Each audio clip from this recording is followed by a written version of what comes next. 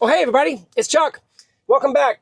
Well, I wanted to do a pretty lengthy FSD 13.2 review. It still has not gone wider, but I'm going to go on a podcast with Farzad and Hans, Omar, Chris Dirty Tesla, and JD AI Driver today. And I really wanted some fresh content out ahead of that. And oh, by the way, for my mind to be fresh in all these iterations and maybe get a little bit of a sunrise and a whole bunch of testing done.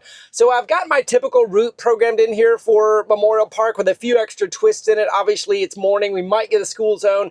And I'm starting kind of wedged into this cul-de-sac. And off to the left is some branches and brush, to where I'm trying to force the initiation with a 3-point turn. There's just not enough radius, I don't think, for it to do it. So let's get going with just a press of the button. Let's see what happens. And it started with a forward.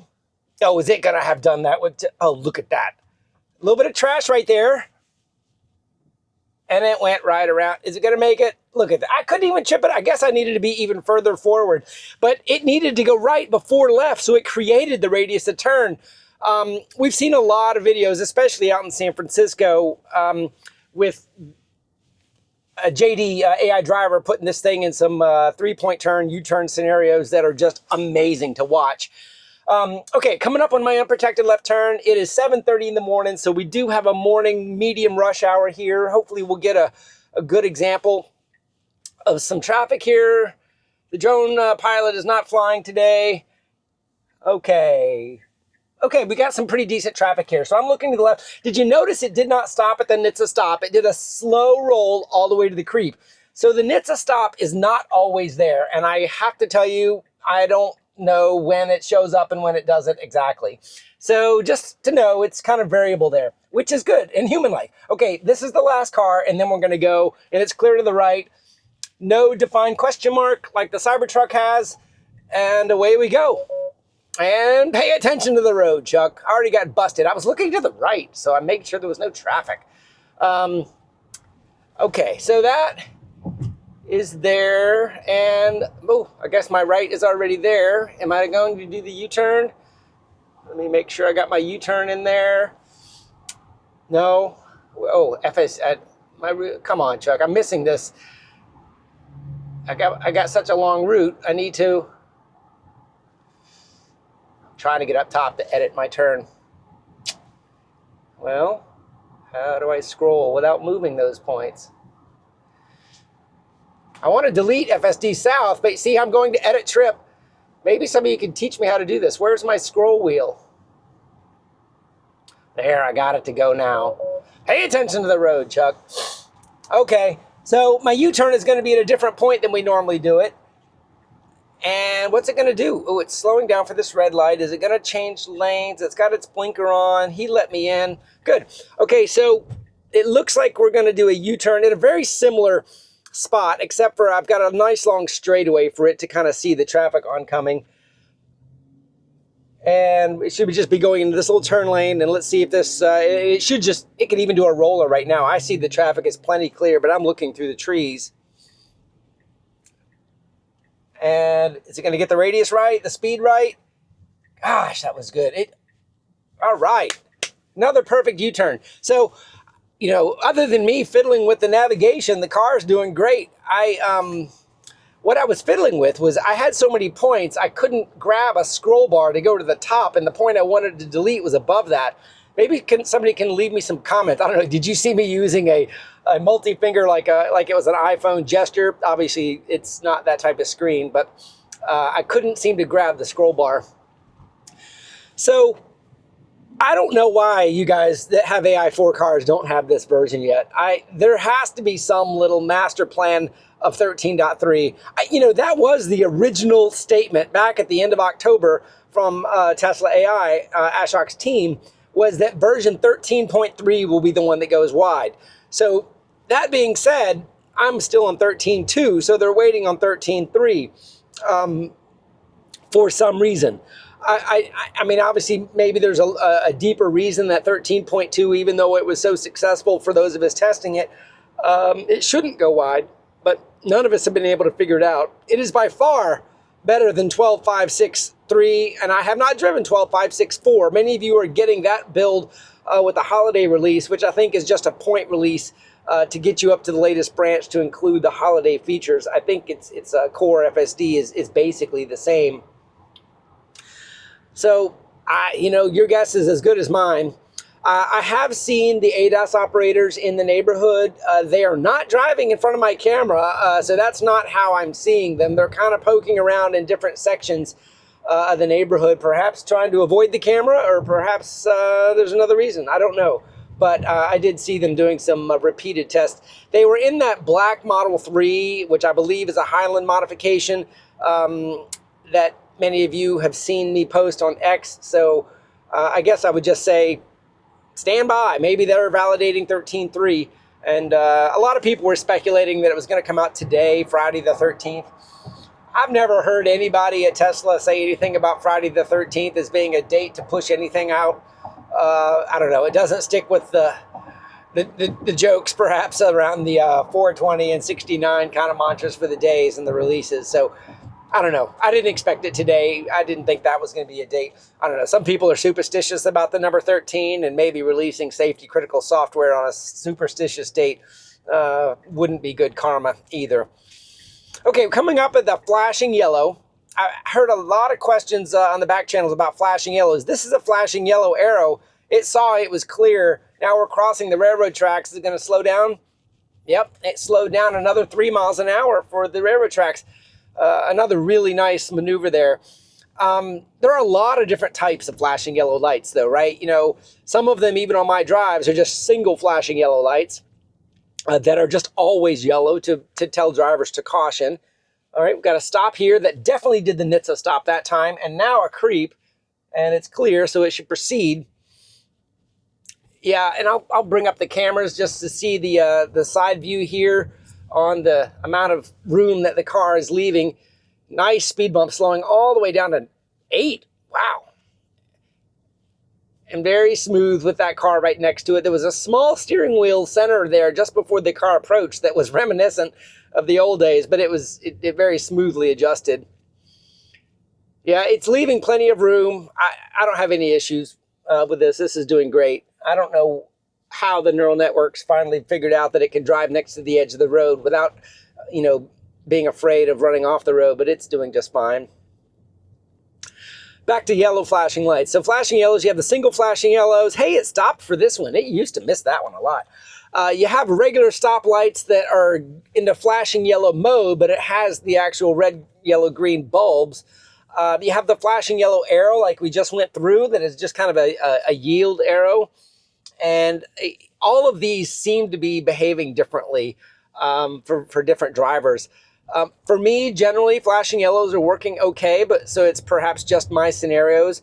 The trick about flashing yellows is you don't know what the other person is seeing. So like in some scenarios, if you're seeing a flashing yellow, the other person is seeing a flashing red. So that person coming from 90 degrees should be stopping and then proceeding. You should just be going straight through the yellow, ensuring that the person is stopping at the stop sign.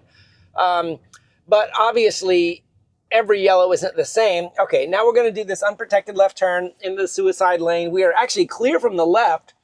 I am paying attention to the road. Come on. I'm tugging the steering wheel so I don't get a ding there. And nice roll.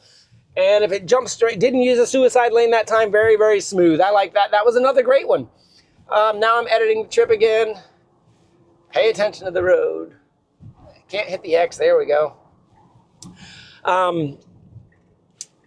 I am in standard mode today. I think I'm going to go into hurry mode. A lot of you guys are really curious about hurry. It seems to be the preferred LA mode.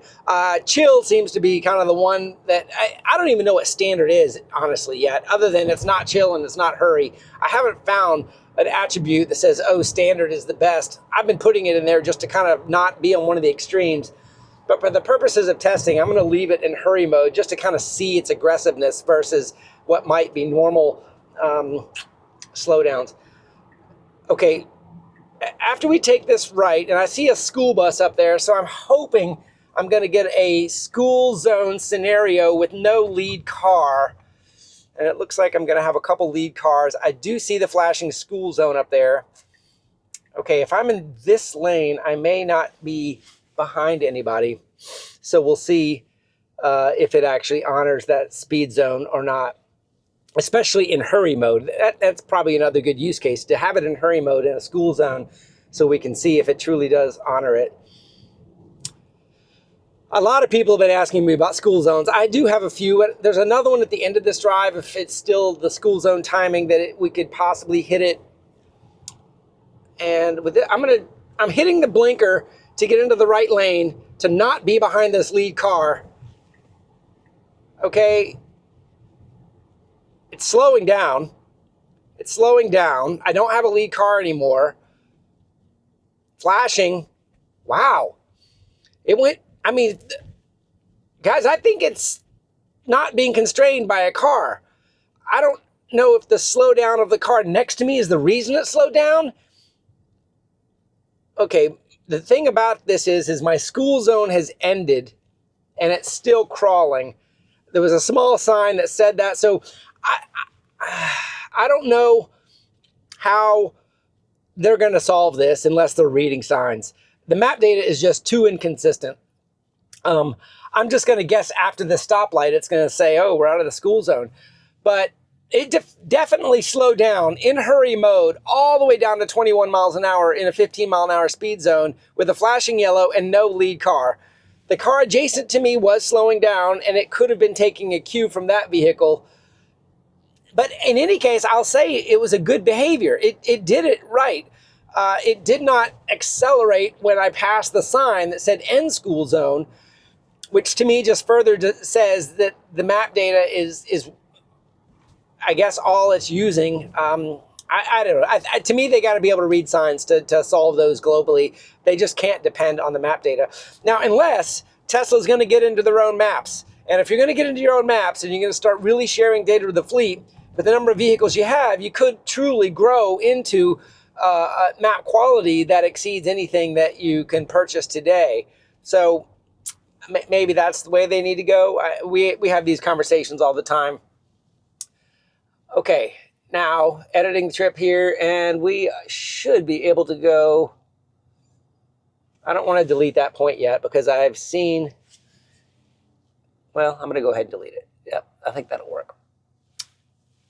Yep, okay, we got highway on there now. The reason I'm spending the time to do this drive again this morning is specifically on I-10 eastbound to catch sunrise. Sunrise was 30 minutes ago, so that sun is it's a clear, in aviation we call this CAVU, clear above, visibility unlimited, CAVU. And it essentially means there are no constraints to your visibility with clouds or ceilings. Another word for it is an air show day. Air show, this is the kind of day you want for an air show, so that the Blue Angels or the, aircraft doing the show can go up as high as they want and you can still see them. But that should give us a good sun in our eyes display that hopefully will give another experiment. Because on my last, it was the FedEx drive video, if you didn't see that, at the very beginning of the drive, the only disengagement I had was a takeover red hands because of camera visibility right on the front camera. All right, we're coming up on this interchange, and I'm comfortable with what it's doing. There's nothing really to even talk about other than what lane is it going to get in, and is it going to have anybody to merge with? And it looks like it's going to be a solo merge, and it's going to join from the right. And is it going to go straight to the left, or is it going to ride this right lane all the way to the end? Let's see. Looks like it's staying in the right lane, but it's got its blinker on, and it's doing everything right with regards to blinkers and merges. Okay, we're joining the highway now,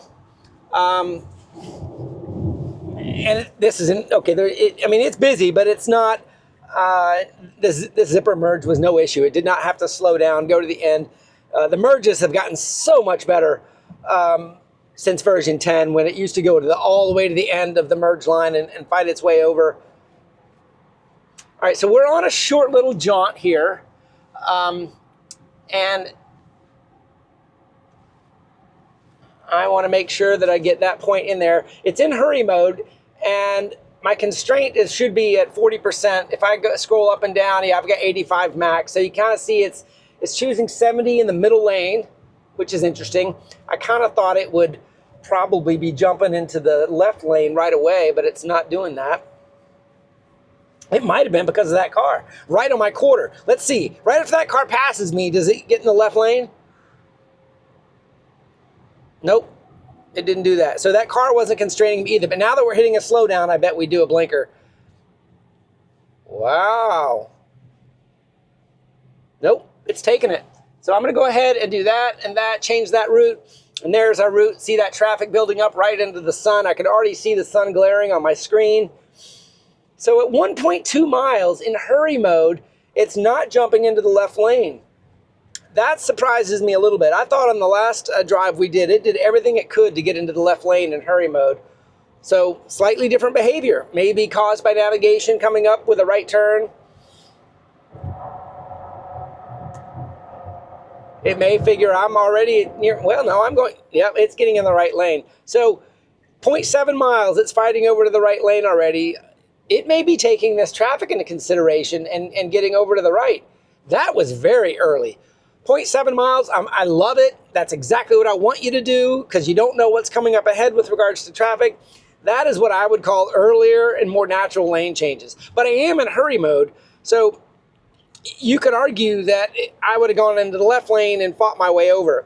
Now, as we come up on this right-hand turn, if you remember back a few versions ago, it had a problem with the gore in the middle of the road. And it looks like, no, it's getting in this right lane, so it's not going to do it again. So this has been what it's done on version 13.2. In previous versions, that gore section right there on the left over there, it kind of navigated funny into that section before it jumped over onto this ramp. It's avoided it twice by being in the right lane. Wow, we're going faster on the on-ramp than we were on that straightaway. It's 55 here, and I'm doing 70. Now I feel like it's in hurry mode. So that definitely tells me that last constraint was about the navigation.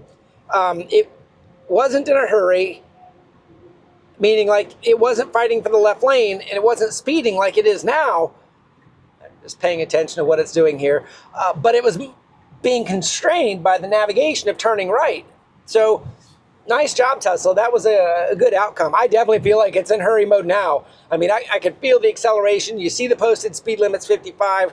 The flow is going around 70, 75. I'm going 76. And here comes that sun. Okay, as soon as we take this kind of right turn up here, I mean, this sun is going to be probably right in our face. Just about the time we hit that traffic. So the slowdown may actually help it out a little bit. Wow, look at this. We're doing 80 and a 55. With the flow of traffic, no problem with it. I mean, I can constrain it if I want with a scroll wheel. All right, now here's the slowdowns. Already starting to come in. Is it going to, yep, straight into the left lane.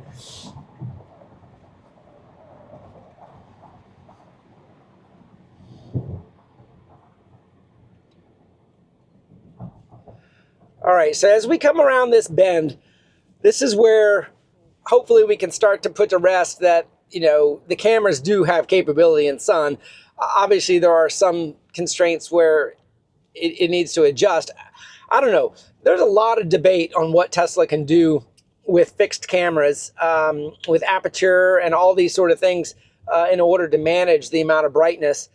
And we may all be just talking out of our rear ends because if they're using the photons straight to the network, I don't know that all these camera type words matter. Maybe you guys can correct me in the comments. If you're just doing photons in, control out, do all these apertures and filters and all this sort of stuff even matter? I don't know. It's a thought, but it is a constraint that I think I'd love to know more about because the brightness has made mine go off, and there are people that live kind of in more rural areas that, and I have seen it too, but they experience it a lot more, that in the pitch black, the B-pillars looking kind of off into the side of the road when there are no streetlights say that they're blinded. When obviously they're not. It's almost like it needs a little bit of an infrared layer to just say, yeah, there's something there. But I don't know. maybe the hardware 4 cameras are just going to be a little bit constrained at 5 megapixels without any of the fancy sensor stuff, and maybe the hardware 5 cameras, which we know nothing about yet, could have a different, frequency range. Maybe they can go a little bit beyond visible light. I don't know. Let me know what you guys think there. I know that infrared cameras are not very expensive. I mean, I've bought them for Raspberry Pi projects before. They're insignificant. I know you do need some illumination and some things like that, but we've already seen the illumination from this cabin camera. Sometimes when I'm filming at night, you can see the little flickers. So they've done that on the interior. I don't know. Lots of things to think about. When I said we haven't seen AI5, some of you may be going, but what about Robotaxi? Robotaxi right now is driving hardware 4. Those vehicles we saw at the We Robot event were all hardware 4 with the bumper camera. So they're the Cybertruck hardware 4 kind of a flavor with that additional parking camera. And to this point, I still think it's a parking camera. I haven't seen it being used at all in any sort of FSD. Some of the engineers at We Robot kind of, wouldn't talk about it, but I don't know, just in the tone of the conversation, it made it sound like if the camera's there, we will use it. So maybe that will be incorporated.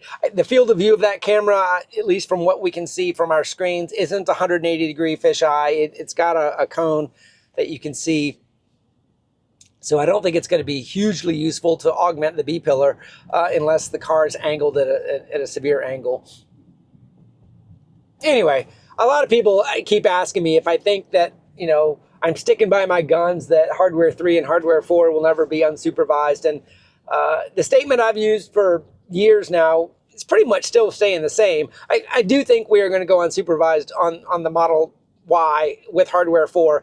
But I think they're going to have to constrain the operational domain. I think we will see an unsupervised test, but they've already talked about it in certain cities and certain towns, California and Texas. If they make this app, unsupervised, have a certain area, kind of like the Waymo vehicle does, I definitely think that unsupervised can work because they can constrain the scenarios enough to ensure that it's not going to go off of the beaten path and go find something that it hasn't been able to solve before. The cars are doing amazingly well at getting themselves out of most situations when we try to, get it stuck. But I do think that some sort of teleoperator network is going to be required for regulatory approval of unsupervised at some point.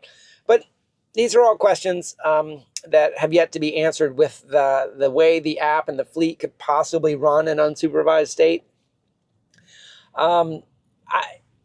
Perhaps that the speed difference that I'm seeing on hardware 3 and hardware 4 differences now that we do have a different model on version 13 than hardware 3 has, I can see the difference between hardware 3 and hardware 4's performance. And that performance comes with high resolution cameras, a faster computer, more memory and more RAM. And that memory and RAM will equate to larger model sizes that can be stored. Obviously, models can shrink over time, so you could make the argument that the smaller model one day could go on to hardware 3. It could, but I don't think you're ever going to be able to upgrade hardware 3. I shouldn't say that. You could probably upgrade hardware 3 as long as you redo the computers and the cameras and the wiring to those cameras. I don't think the bandwidth, from the existing cameras can go into just a new computer. So the big benefit is this extra data set. The higher resolution cameras are really, really making it shine here. I don't know. We'll see. I've said the whole time, I hope I'm wrong, but I just don't think that's where we're going to end up when we are truly unsupervised. I think we're getting into the nuances of defining what supervised, unsupervised means. If you're talking robo-taxi, deploying a fleet of vehicles, that's totally probably possible by a large company or even Tesla, as long as they're taking the liability. As a personal vehicle owner, deploying my vehicle as a robotaxi gets into some questions around insurance. And I don't know if Tesla is going to take liability when it's an unsupervised state, or if I've got to get my insurance company to allow my vehicle to be driven. And can an insured vehicle kind of switch liabilities, or do I have to completely shift over to a company like Tesla Insurance that will cover both spectrums? I'm not sure there. I can imagine a conversation with, USAA or Geico and just saying, hey, I'm going to deploy my vehicle on the robotaxi network. And the premium they would probably come up with as soon as I made that statement would probably force me to either not do that or change it. So I don't know. I guess that's what 2025 is going to be about, is defining all of these kind of unknowns into this network and figuring out how it could work. Now, as far as supervised, my butt's in the seat and I don't have to pay attention. Sky's the limit there. We're already there. To me, in my mind, I don't think, I mean, version 13.2, I think could already be in a state where I don't need to pay attention as much. And the car just needs to alert me to take over, kind of like it did with the red hands the other day. Now, it's fighting its way over pretty hard for a 0.5 mile lane change there. And I'm wondering if I want to change my route a little bit to keep us on the highway just a little bit more. Maybe I can go try to find a good route for us here. Maybe I can go there. Okay, so I changed that route a little bit, and let's see. Now it's jumping off the highway there too.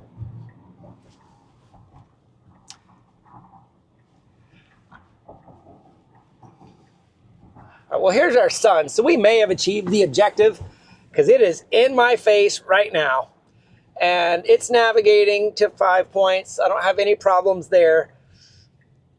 Okay, I'm not putting my visor down only because I want to kind of... No, I'm going to put the visor down. I can't see too much. It is not flinching at all, and it's about as clear and in-your-face sun as you can get on the highway, and we were kind of constrained by traffic. We're taking an exit. We're fighting for this lane change here. So, you know, I guess what I would just say from that little instance on the highway is it can do it. I just don't know when it says it can't, or how bright it is, or is it the start of a drive like I had that forced that? I don't know. So didn't have any sort of problems or even warnings on the screen there, and I was changing the route and it was changing lanes and it did it all just fine. So direct sunlight that I couldn't even tolerate with a squint. Ooh, got some more schools up here. You know what? I'm going to go up here at this light and see if I can go through that school zone. Will it change the route enough? I think it will. I think I'm good in this lane too.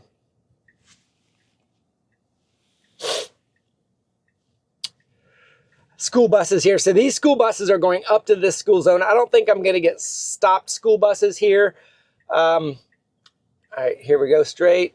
And it's going to go straight. Perfect. Okay, so that route worked. I don't have any flashing indications. I've just got the crosswalk indication here.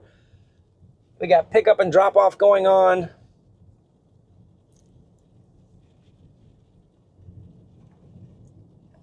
Another crosswalk. Yeah, okay, so that really wasn't a difficult school zone. It is waiting on that. Ooh, that bus is doing a U-turn. Ooh, wow. Talk about crazy. Now, there was no stop signs on that bus, so I could definitely do the maneuver we just did. But, wow, talk about a varsity scenario for a school bus driver.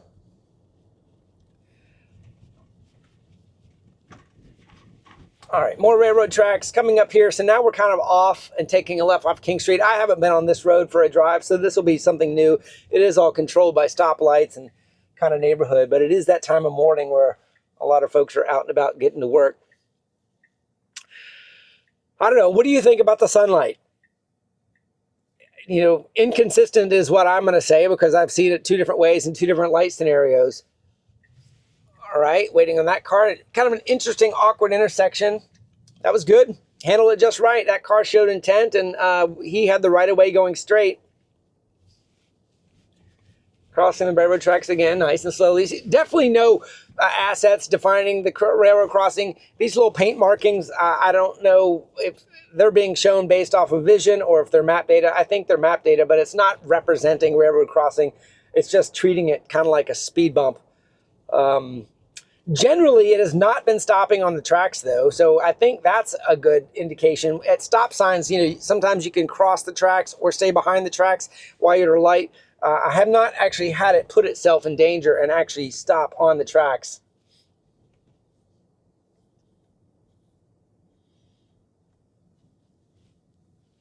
All right, the sun's kind of off to the left again, kind of in some shadows, but as I come up here, it's going to kind of be more of this morning low angle sun visibility as we're coming left.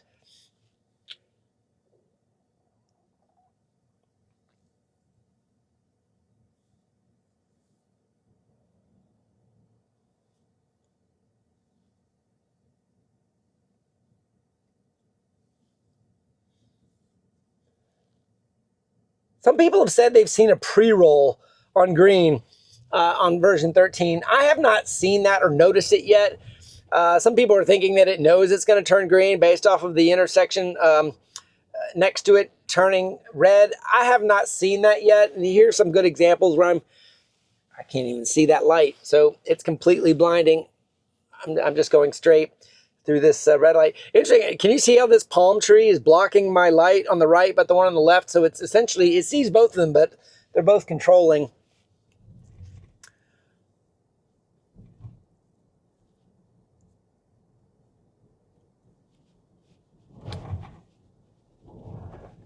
Well, this is just too easy driving. I don't know. Version 13 is so good.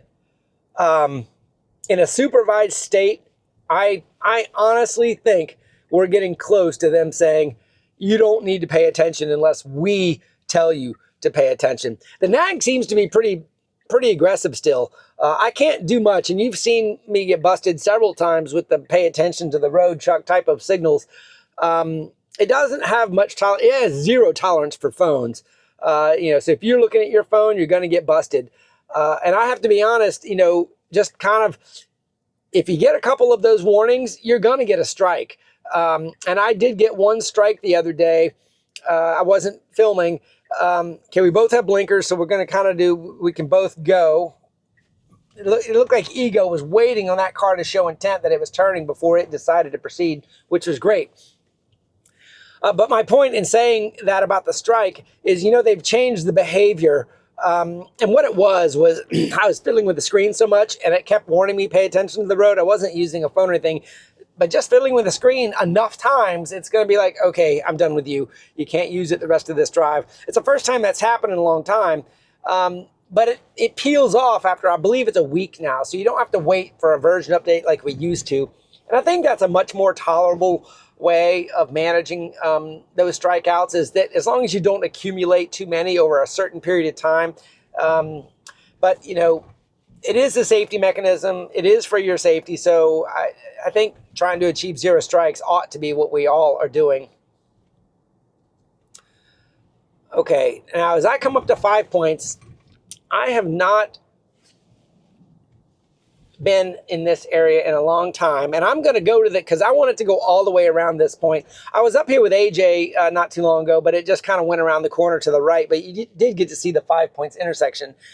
This is what I would call one of the most dangerous intersections in Jacksonville, because it's completely uncontrolled and it's not even a traffic circle where it allows proper flow.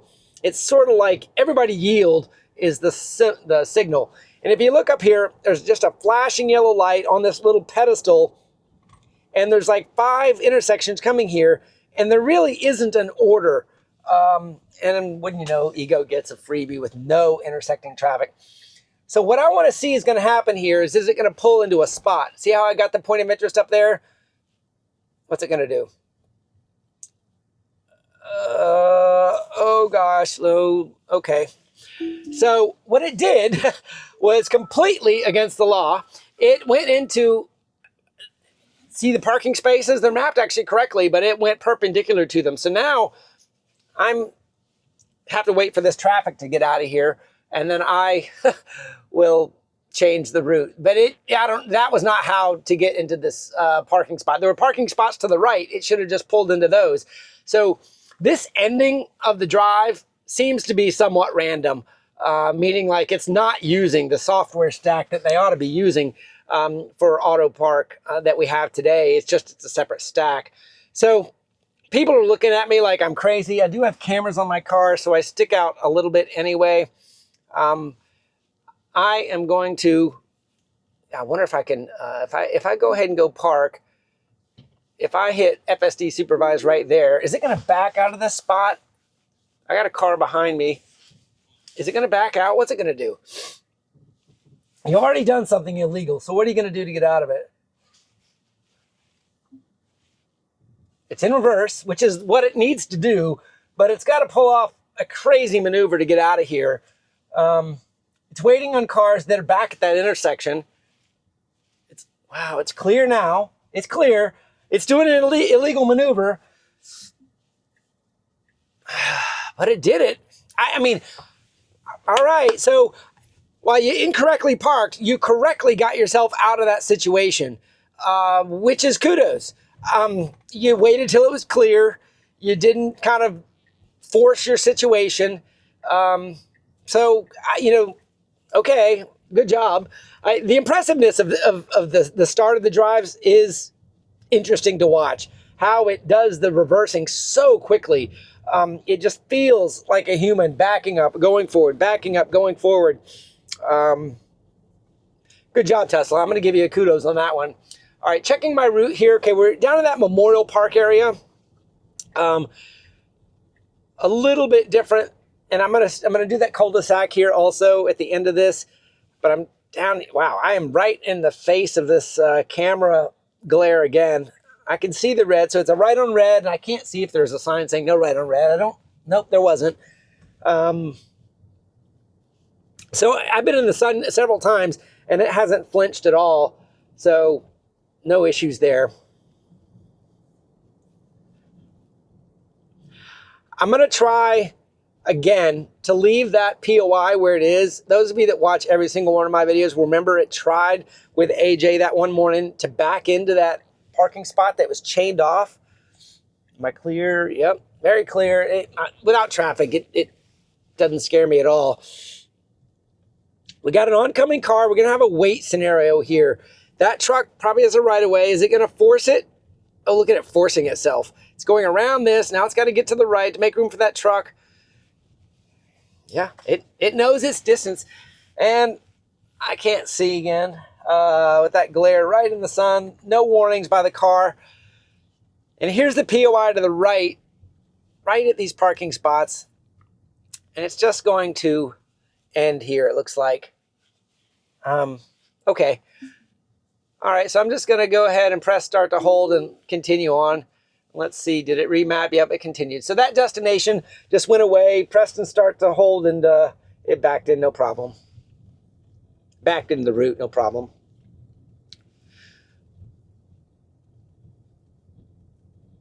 Notice how my speed profiles are not present right here. We did, I don't want to take credit. JD, AI driver, is the one that figured out it will do its reversing maneuvers when the speed profiles are not showing. Okay, we've got a truck up here with a cone, kind of a workman, kind of making sure it should just smoothly go around this guy. Man, nice. It never stopped. It just slowed down, honored the workman's space and distance. He had a cone out, but he was kind of protecting the back of the truck too. Yeah. Nice. All right, now as we go left here, our next one is our cul-de-sac. And the cul-de-sac is that very first drive. Okay, is it going to go for that? Wow, nice. I wasn't sure if it was going to wait for that car. It exerted itself. He didn't really even slow down. He wanted to make sure that he exerted himself too. And as we get down towards this end of this cul-de-sac, if you remember that first night, it was dark, but it had the speed profile showing and the car wouldn't reverse. Went to solid yellow and it proceeded aggressively. Now I'm going to edit the trip. And right there, I'm hitting done. So now it's got to loop around into the sun. And I don't have a speed profile here, so it should be able to reverse if it can't make it. I can't trip this thing up. It knows its radius of turn so good, and it did exactly what it needed to do. It went around. I could probably stick it back in there, but I think we've seen the three-point turn successfully work enough times now. All right, I think we have one more school zone I can probably try today. And I think we've seen mixed behavior on school zones. That second one where we went, it didn't really act like it knew it was a school zone, but it didn't have any signs saying it was either. All right, I want to go.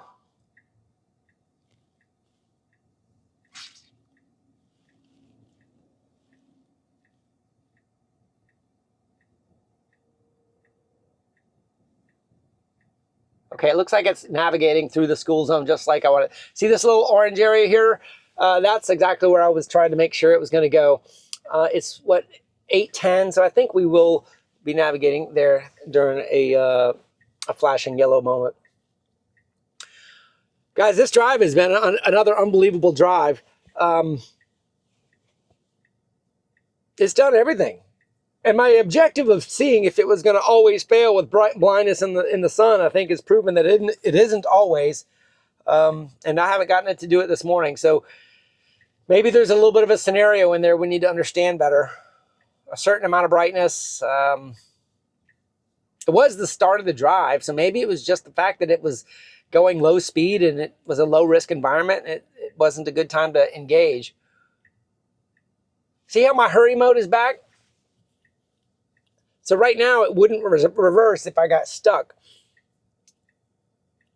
I don't know when that comes and goes. I got a 25-mile-an-hour speed limit. I'm at a stop sign.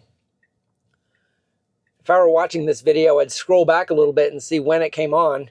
All right, we got yielding here with blinkers. We got to make sure they all have blinkers. I would be proceeding right now. He's turning right. There's a car behind me probably saying, why aren't you going?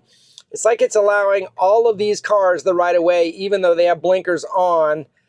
Now it's going to go. So that was awkward. I saw all those blinkers, and because there was a car behind me is why it was awkward. While they might have their blinker on accidentally and go straight, Ego just made sure they all had their turn before it took its turn. I don't know. What do you guys think about that? That was a little non-human-like in my mind. If you got a blinker and you kind of know where they're going and it's low speed, I'd have taken a turn right in front of them too. I don't know if that's consistent and it always does that behavior right there. I'll have to think about that. Watch it in the future. We're at 46 minutes of driving pretty much. That's when I started the camera. You guys probably been watching for a couple minutes less than that. I think I'm going to take this all the way to the end. I told you it was going to be about an hour drive. I'm not going to probably fast forward any of this. Ooh, got a nice yellow and a nice stop on that one. There's been some situations where it's run yellow lights that were probably a little too long in the tooth. I think Dirty Tesla's got a few situations of that too. But that time it didn't hesitate to put on its brake. It didn't try to run it at all. So I don't know the timing on those decisions. Maybe it's speed-based. But that was a good decision there. And it had a lead car in front that did go through it. My point was I was talking about is I'm going to have this uncut. Well, obviously, if you're listening to this point, you realize it's uncut. Because I want this to be discussion points for today's video with Omar, Dirty Tesla, JD, and myself with Hans and Farzad moderating. The behavior that it's exerting is just something that I think we all are in different parts of the country. We're all driving different scenarios. We're all driving, honestly, a little bit different vehicles too. Nice slowdown there for a crosswalk with no one in it. So I don't know if that was honoring that stop sign or what do you guys think about that? It doesn't, another yellow light where it could have gone for it, but it decided to wait. That's great. Perfect decision there. The point I think that the value, so Farzad and Hans have already done videos with all four of us, and individually we each basically said the same thing, but we all come at it from different angles. Getting us all together, I think, is going to really provide a panel discussion on certain points that will just talk about the path that we're on with FSD. There is no doubt in my mind that we are going to be at an unsupervised with the driver in the seat in 2025 if we want to. There's going to be some way of doing that. And when I say unsupervised with the driver in the seat, meaning they're going to go to a mode where just saying, hey, you probably don't need to pay attention unless I tell you. Now, maybe I should caveat that the car can do that in my mind in 2025. Whether or not they reach a regulatory approval to do that, or whether or not they say that's even something they want to do versus go completely unsupervised without a driver in the seat, I don't know. And if they're not going to spend the time and effort to go unsupervised with the driver in the seat, then maybe we'll never see it. I'm convinced we're going to see some sort of demonstration of unsupervised in 2025 in a constrained area, probably Palo Alto, probably Austin. Now, is that unsupervised in the Model Y, Model 3, or Robotaxi? Probably all of the above. The fact that we've seen the Robotaxi driving around the Gigafactory, I think, is a good example. They're getting miles. They're throwing scenarios at it. The fact they mentioned that in a town in California, there is a employee-only application being used. I can only imagine that's Palo Alto, where employees are able to hail rides. I can't believe we don't have any videos. See this flashing light? This is one of those yellow flashing lights all by itself. It doesn't even flinch. I cannot believe we don't have any videos, though, of an unsupervised vehicle or even a supervised hailed vehicle being called by an app yet. Like somebody sitting on the corner hailing a car, and a car pulls up and they get in it, kind of a scenario. I don't know. Maybe they're out there and I just haven't seen them. I don't think they're driving around without drivers in the car, so they may be hard to spot. You know, it may look like somebody is just picking up their friend. But in fact, there is just a safety driver in the vehicle driving like I am right now. How wild would that be to be a safety driver of one of these cars? Like, I wonder how coordinated it is. Like, if the employees are hailing apps, is there just a safety driver sitting in a car waiting on an employee to hail an app? Or is it much more coordinated and saying, hey, I'm going to hail you, you go get in the car, and we do this together? I imagine it's probably coordinated, like, hey, let's go testing, and you go park your car in that parking lot, and you just kind of sit in there, and then I'm going to hail it, and it's going to come over here, and it's going to pick me up. Obviously, that application, if they are doing any sort of ride hailing, they've got to have some more precise pin locations for parking and unparking. Like they've said is upcoming on this, FSD 13. So maybe there's a 13.3 or 4 in the wild out there that this ride hailing app can use. Okay, 2 more flashing lights. If you can see into the distance, either with my forward camera or the overhead camera, these are just these flashing yellows. Okay, see, this car has a flashing red, so that he had a stop sign. So here I am going through the yellow to ensure he stopped at the stop sign. If he jumped out in the road, then I needed to yield. Just to kind of further discuss these flashing yellows like y'all have talked about. We're still seeing red on the screen. The red on the screen is what happens right as the camera goes underneath. The light never turns red. It's just the way the screen is displaying it. But the car never reacts like it's a red light. Okay.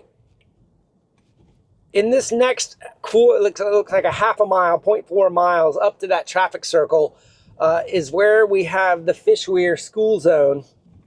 I do have a lead car here that could constrain me, so this may not be a perfect scenario. I do have a car behind me, so I really can't stop. Let's just see how this goes. I've got a flashing yellow. The speed limit is 30. The flashing yellow takes me down to 15.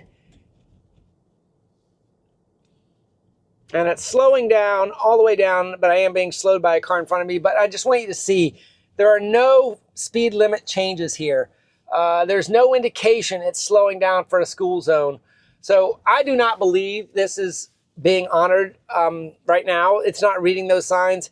It may be slowing for a yellow, but I don't think it's honoring a time. And here's the end school zone sign here, so it would theoretically be able to proceed here. I don't think it's honoring school zones yet, guys, in any way, unless there's some map data to support it. It's not doing it. And the map data piece is like what we talked about before. We could, pay for really good data or make our own data, with the cars. Something like that has to happen. Who knows? Maybe the implementation of Grok from XAI into the Tesla kind of world can leverage the large language models to start to read signs in a kind of a multimodal way. We can already upload, images, and it can diagnose your, fractures or your whatever, it can see images and read and do things from it. So that technology exists. It's just not embedded here. Now, we may get into this discussion about model size again, and let's have a little sidebar on that one. So like right now, Tesla is doing everything they can to make this model work on a tiny little 100 or 200 watt computer and squishing that model in there. And now the model is getting ready to get bigger for AI4. There's only so much hard drive space on there to put this model. And now I've said, hey, well, just put Grok on there. Well, you got to think about how big is Grok. If you just use like the public Llama 2, for example, and the number of parameters and the different sizes of the models, we couldn't fit the Llama 2 700 and whatever billion parameter model onto our hard drive right now with the FSD model already being on there. So there's not enough space. So you say, oh, we'll just use a smaller model. Okay, well, yeah, let's get one of the very small Llama models that's only, a few hundred megabytes maybe. Then I don't know if it's called nano, but I know many models use these nano, small, medium, large kind of monkey ears. And that nano model might fit onto the hard drive as its own standalone LLM. But then the performance of that model might not be multimodal. It might not be able to read signs. So the size of the LLM required to be multimodal and read might just not be at the point where it can be small enough to do that and also fit on the hard drive next to the FSD model. So it's just a sidebar where we as laymen and customers talking about this sort of thing saying, oh, well, we've got the technology that exists that does that. But you got to go back to the basics and say, but can that fit on this computer? Can that run on the power available? Can that even be done? And the answer is probably, but not yet. We've got to distill these models down to higher performing, smaller models that require less power in order to mix them all together. So that's my thought on how and why maybe all these things aren't here yet. It's going to take the time to get these models down to the right size so that we can leverage the hardware we have to bring them all together. But I definitely see it as a possibility in the future. Let me know what you guys think about that. That's just my thought on integrating Grok and how it could work and will it actually fit on our current hardware. All right, we've got 1.6 miles to go, and we are at the hour I told you I'd be pretty much. Yep, exactly, pretty much. This has been another amazing drive. I don't think I've disengaged or intervened at all. Oh, wait. No. So the worst thing it did was where it parked at 5 points and how it parked into the wrong lines.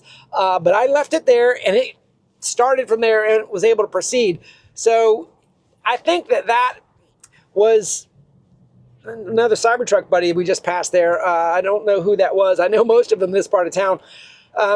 Probably the worst thing it did, and I'm not sure why it did it, but I think it does fit into the way these stacks are going together about parking and their terminus. It fit where it parked, but it didn't honor the laws of parking like the park assist does. So if you notice, we just went through a yellow light there at a very good decision too. We're a little bit higher speed. It didn't have any aggressive braking to get there.